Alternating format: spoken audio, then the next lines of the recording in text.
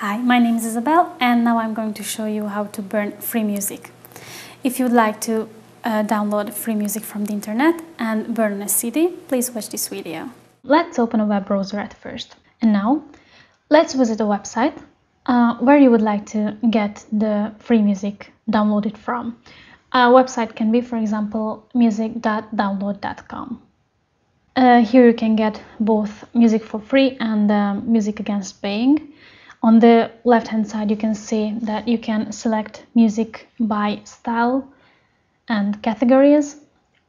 And if on the above part of the screen, in the search part, you write in free music, for example, and click on go, you will get a list of free downloadable music. If you click on the first one, for example, this free worship music, you have to click on see all free tracks.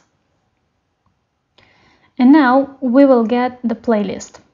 Here are the free downloadable musics. If you click on download free MP3, on the left hand side on the bottom part of the screen, you can see a small window appearing with the status of the downloading.